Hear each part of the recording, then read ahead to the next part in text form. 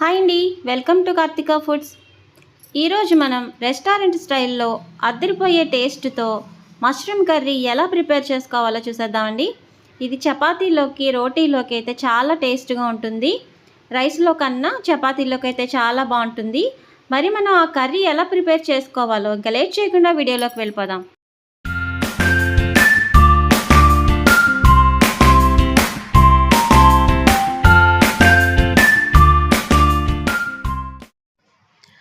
ఇదిగోనండి, మష్రూమ్స్ తీసుకున్నాము. కొంచెం మష్రూమ్స్ని బాగా ఫస్ట్ వాష్ చేసేసుకోవాలండి.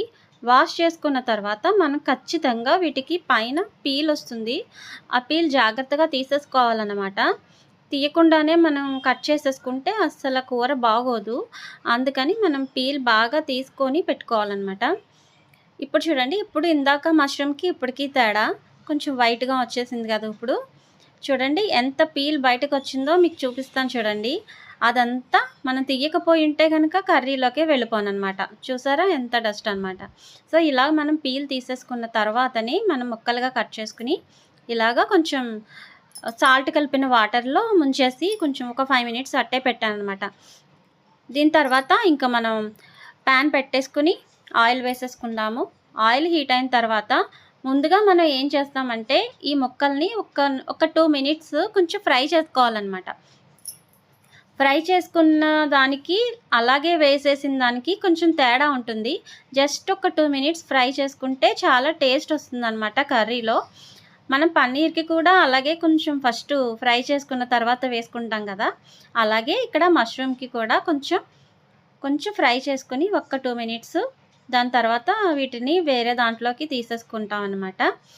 తీసేసుకున్న తర్వాత మనం అసలైన ప్రాసెస్ స్టార్ట్ చేసుకోవాలి. నెక్స్ట్ అయిపోయింది.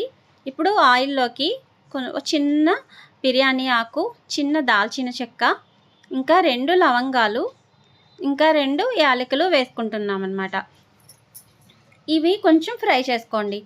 ఇందాక మష్రూమ్స్ కొంచెం బ్లాక్గా ఉన్నాయి కదా, ఆ ఆయిల్లో అవి ఫ్రై చేసినప్పుడు ఆయిల్ కొంచెం బ్లాక్ అయిపోయిందనమాట. నేను అది తీసేసి మళ్ళీ వేరే ఆయిల్ వేసాను. కొంచెం మీరు అది చూసుకోండి. ఒక్కొక్క మష్రూమ్ ఫుల్ వైట్ ఉంటుంది, అలా అయితే పర్వాలేదు. కొంచెం ఇది బ్లాక్గా ఉండడం వల్ల కొంచెం కలర్ చేంజ్ అయిందని తీసేసాను అనమాట. ఇప్పుడు చిన్న ముక్కలుగా కట్ చేసుకున్నాము ఉల్లిపాయలని సన్నగా చెక్కుని వేసుకున్నాం అనమాట. అది కొంచెం ఫ్రై అవుతూ ఉంటే ఉల్లిపాయలు మనం ఈ లోపల టమాటాకి ప్యూరీ రెడీ చేసేసుకుందాము.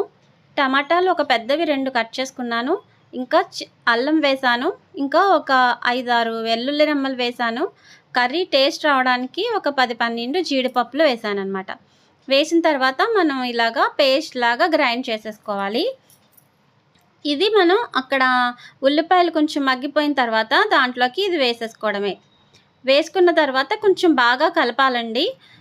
ఈ ప్యూరీ వల్లే మనకి అసలైన కర్రీకి టేస్ట్ వస్తుందన్నమాట. కొంచెం బాగా కలిపేసుకోండి. కలిపేసిన తర్వాత ఒకవేళ మీకు బాగా గట్టిగా అనిపిస్తే కనుక కొంచెం వాటర్ పోసుకోండి. కొంచెం వాటర్ పోసుకుని ఆ తర్వాత ఒక 5 మినిట్స్ బాగా మగ్గించుకుందాము. చూడండి, మరీ ఎక్కువ పోసేయద్దు, కొంచెం పోసుకుంటే సరిపోతుందన్నమాట వాటరు. ఇప్పుడు వాటర్ పోసుకుని ఒక్కసారి కలిపేసుకుందాము. కలిపేసుకుని మనం ఒక 5 మినిట్స్ మూత పెట్టేసుకుందాము. మూత తీసి చూసిన తర్వాత చూడండి, ఇప్పుడు ఆయిల్ కొంచెం సెపరేట్ అయినట్టు కనిపిస్తుంది కదా, ఆ కన్సిస్టెన్సీలోకి వచ్చిన తర్వాత మనం దీంట్లోకి సాల్ట్ అవి వేసేసుకుందాం అన్నమాట.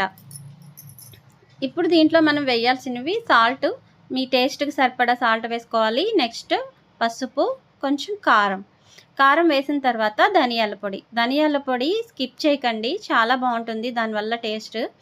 మొత్తం ఒకసారి కలిపేసుకోండి. ఈ టమాటాల్లో ఈ ఇంగ్రీడియంట్స్ అన్నీ కొంచెం కలిసి పచ్చివాసన పోయేదాకా కొంచెం వాటర్ పోసుకుంటున్నాను. మీరు మీ కన్సిస్టెన్సీని బట్టి పోసుకోవచ్చు, లేదంటే లేదు. ఇక్కడ కొంచెం గట్టిగా ఉంది, అందువల్ల నేను కొంచెం వాటర్ పోసాను అనమాట. వాటర్ పోసిన తర్వాత ఇంకొక 2 మినిట్స్ అలాగే మూత పెట్టేసి ఉంచేద్దాము. ఈ లోపల అవన్నీ బాగా ఉడుకుతాయి మెత్తగా. చూసారా, ఇంకా ఈ విధంగా కన్సిస్టెన్సీ సరిపోతుంది. ఈ విధంగా వచ్చిన తర్వాత ఇంకా మనం మష్రూమ్స్ ముందుగా కొంచెం ఫ్రై చేసుకొని పెట్టుకున్నాం కదా, అవి దీంట్లోకి వేసేసుకోవచ్చు అనమాట. ఇంకా మనకి గ్రేవీ రెడీ అయిపోయినట్లే. ఇంకా మష్రూమ్స్ కూడా వేసేసాము. ఈ మష్రూమ్స్ ఈ గ్రేవీలో ఒక 5 మినిట్స్ బాగా ఉడికితే సరిపోతుందండి. ఎందుకంటే మష్రూమ్స్ తొందరగా ఉడికిపోతాయి. ఆల్రెడీ మనం కొంచెం సేపు ఒక 2 మినిట్స్ ఫ్రై చేసాం కాబట్టి ఇంక ఎక్కువ సేపు పట్టదనమాట. కొంచెం మళ్ళీ వాటర్ పోసాను. మన కన్సిస్టెన్సీని బట్టి వాటర్ పోసుకోండి. కొంచెం వాటర్ పోసి ఒక్క 5 మినిట్స్ మూత పెట్టేసుకొని తర్వాత మూత తీసి చూసేసుకుందాము. ఇదిగో మనకి ఇలా రెడీ అయిపోయిందనమాట. దీంట్లో అసలైన ఇంగ్రీడియెంట్స్ ఒక చిన్న ఇంగ్రీడియంట్ వేయాలండి. అది వేస్తే ఇంకా కర్రీకి చాలా టేస్ట్ వచ్చేస్తుందనమాట. ఇప్పుడు చూడండి మనకి కావాల్సిన గ్రేవీ రెడీ అయిపోయింది కర్రీతో పాటు. ఇంకా సరిపోతుంది ఇలాగా. ఇప్పుడు నేను చెప్పింది కొంచెం షుగర్ అన్నమాట.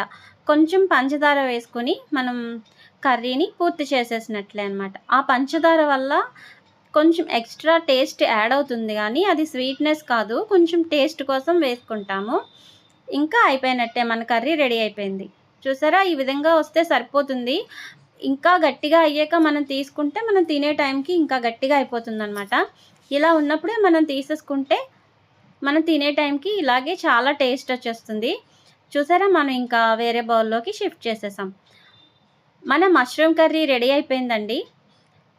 చాలా టేస్ట్‌గా ఉంటుందండి. ఇది రెస్టారెంట్ స్టైల్‌లో ఎలా ఉంటుందో సేమ్ అదే టేస్ట్ వస్తుంది. మీరు తప్పకుండా ట్రై చేయండి. ఇది రోటీలోకైతే అద్దిరిపోతుందనమాట. రైస్‌లో కన్నా రోటీ చేసుకున్నప్పుడు ఖచ్చితంగా ఈ కర్రీతో తింటే చాలా టేస్ట్ వస్తుంది. వీడియో నచ్చితే లైక్ చేయండి. మన ఛానల్‌ని తప్పకుండా సబ్స్క్రైబ్ చేసుకోండి.